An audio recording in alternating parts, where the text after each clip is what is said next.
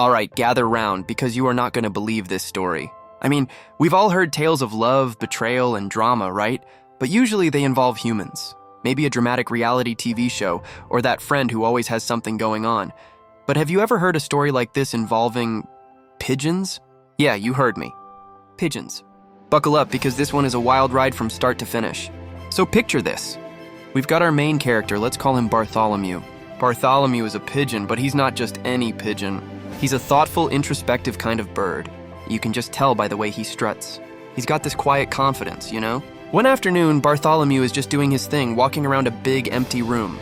Maybe it's an abandoned warehouse or a dusty attic, the kind of place pigeons find weirdly romantic. The light is filtering in through these grimy windows, creating those dramatic sunbeams you see in movies. Everything is quiet, peaceful.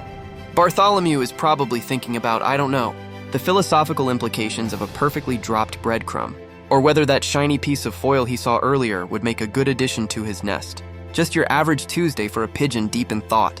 He's strutting along, his little head bobbing back and forth when he hears a sound. It's a soft sound, a cooing. But it's not just any coo, it's a familiar coo.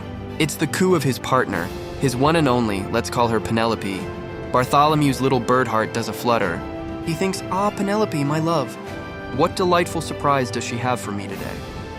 He follows the sound, expecting to find her preening her feathers or maybe, just maybe, with a particularly juicy French fry she saved just for him. His little pigeon feet patter a little faster on the dusty floor, full of anticipation. He rounds a corner behind a stack of old wooden crates, and that's when he sees it. That's when his entire world, his entire understanding of breadcrumbs and shiny foil and true love comes crashing down. There's Penelope. It's her, all right. But she's not alone. Oh no, she's canoodling, cooing up a storm with another pigeon, a real slick-looking character too. Feathers all iridescent and puffed out, acting like he's the king of the roost. Let's call this guy Chad. Yeah, he looks like a Chad. Bartholomew freezes. He is absolutely shell-shocked.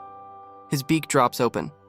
The world goes silent, except for the sound of his own heart pounding in his tiny bird chest. This is the ultimate betrayal. He can't believe his eyes. Penelope, his Penelope, with Chad. He can see the whole sordid scene playing out. The stolen glances, the secret meetings behind the water fountain, all the times she said she was visiting her sister on the other side of the park.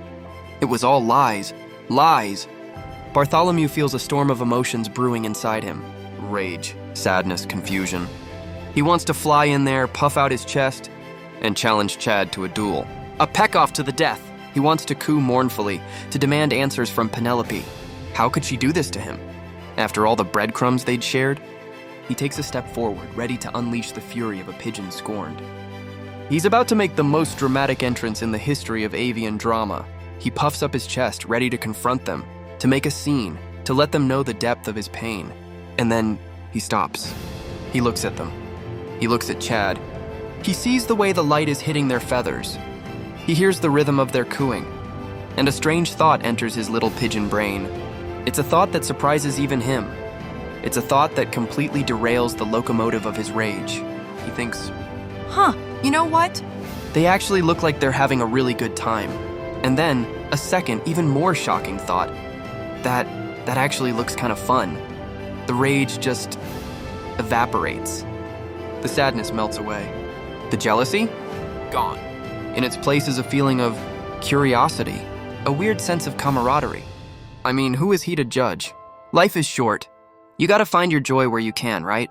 Even if it's with your partner and some other dude named Chad in a dusty old warehouse. So Bartholomew smooths down his own feathers. He takes a deep, cleansing breath. He clears his throat, gives a little preparatory coo, and instead of a battle cry, it comes out as a friendly, inviting little murmur. And with a confidence that would make even Chad a little jealous, Bartholomew struts out from behind the crates, bobs his head once, as if to say, "What's up, guys?" and just joins in. No drama, no fight, no questions asked. Just three pigeons in a sunbeam having a surprisingly good afternoon. And you know what? In that moment, in that dusty room, Bartholomew felt more free and more alive than he ever had before. Moral of the story? I have absolutely no idea. Maybe it's that love is complicated. Or maybe it's just that pigeons are way, way cooler than we give them credit for.